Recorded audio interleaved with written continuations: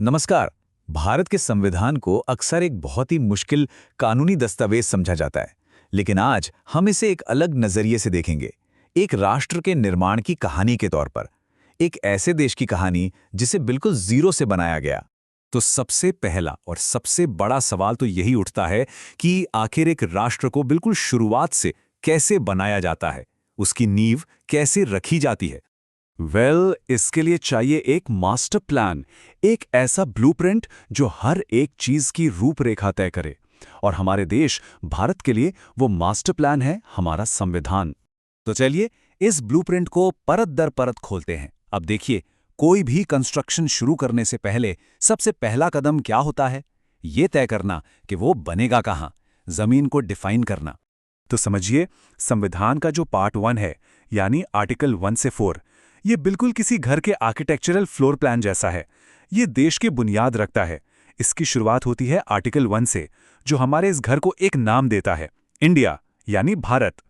और सबसे दिलचस्प बात यह है कि ये फ्लोर प्लान पत्थर की लकीर नहीं है, इसे बदला जा सकता है। आर्टिकल 203 हमारी संसद को ये पावर देते हैं कि वो इस घर में नए कमरे यानी नए राज्य शामिल कर सकें, या फिर घर की अंदरूनी दीवारों को थोड़ा इधर-उधर कर सकें। मतलब राज्यों की सीमाएं या उनके नाम बदल सकें। ठीक है, तो घर का नक्शा तो बन गया। अब अगला सवाल क्या होगा? जाहिर है कि इस घर में रहेगा कौन, यानी इस परिवार के सदस्य कौन-कौन होंगे। और इसी बड़े सवाल का जवाब हमें मिलता है संविधान के पार्ट 2 में, यानी आर्टिकल 5 से लेकर 11 में। ये हिस्सा भारतीय नागरिकता मतलब सिटीजनशिप के सारे नियम कानून तय करता है। ये घर के कुछ बहुत ही बेसिक लेकिन जरूरी नियम तय करता है, जैसे कि भारत का नागरिक कौन माना जाएगा। साथ ही ये सिंगल सिटीजनशिप का सिस्टम बनाता है, जिसका मतलब है कि हम सब सिर्फ भारत के नागरिक हैं, किसी एक राज्य के नहीं। और नागरिकता से जुड़ा कोई भी कानून बनाने का अधिकार सिर्फ और सिर्फ संसद के पास होगा। तो अब घर तय हो गया, उसमें रहने वाले लोग भी तय हो गए। तो अब बारी आती है कुछ ऐसे पक्के नियमों की जिन्हें कोई तोड़ ना सके। नियम जो परिवार के हर सदस्य की हिफाजत करे। संविधान का पार्ट 3 यानी आर्टिकल 12 से 35 बिल्कुल एक सुरक्षा कवच की तरह है।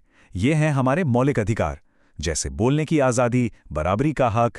ये वो अधिकार हैं जिन्हें लागू करवाने के लिए कोई भी नागरिक सीधे कोर्ट जा सकता है। ये हमें सरकार की मनमानी ताकत से बचाते हैं। ये वो नियम हैं जो अटूट हैं। और ये अधिकार कितने जरूरी हैं, इसका अंदाजा आप डॉक्टर BR अम्बेडकर के इन शब्दों से लगा सकते हैं। उन्होंने आर्टिकल 32 के बारे में कहा था कि ये संविधान की आत्मा और इसका दिल है। ये वही आर्टिकल है जो हमें अपने अधिकारों के हनन पर सीधे कोर्ट जाने की ताकत देता है। सोचिए, इसके बिना बाकी सारे अधिकार बस कागज पर लिखे शब्द रह जाते।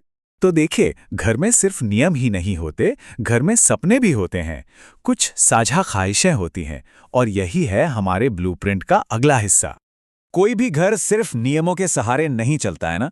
उस घर को एक पहचान मिलती है उसके सपनों से, एक बेहतर कल की उम्मीद से।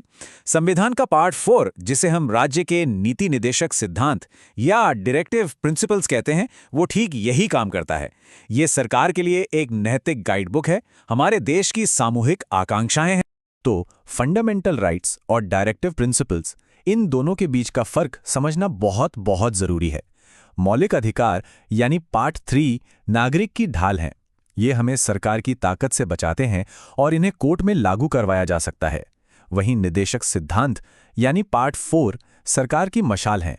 ये सरकार को एक बेहतर समाज बनाने का रास्ता दिखाते हैं, लेकिन इन्हें कोर्ट में लागू नहीं करवाया जा सकता। ये एक नैतिक जिम्मेदारी है। तो हमने देखा कि कैसे इस संवैधानिक ब्लूप्रिंट ने एक एक करके एक पूरे राष्ट्र की नींव रखी। ये सिर्फ एक किताब नहीं, बल्कि एक जिंदा, सांस लेते हुए दस्तावेज की बुनियाद है। चलिए एक बार फटाफट से दोहराते हैं। पार्ट 1 ने देश का नक्शा खींचा, पार्ट 2 ने बताया कि इस परिवार में कौन होगा, पार्ट 3 ने सबको एक सुरक्षा कवच दिया जिसकी गारंटी थी, और पार्ट 4 ने आने वाले कल के सपनों को शब्द दिए। देखिए कैसे एक एक करके इन हिस्सों ने हमारे राष्ट्र की नींव तैयार की।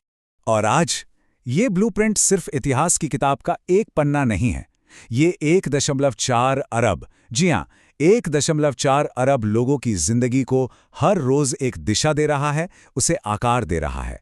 और यहीं पर आके एक बहुत बड़ा सवाल खड़ा होता है कि आज 1.4 अरब लोगों के इस विशाल परिवार के लिए क्या ये ब्लूप्रिंट अब भी उतना ही कारगर है? क्या ये आज के दौर की चुनौतियों का सामना करने के लिए तैयार है?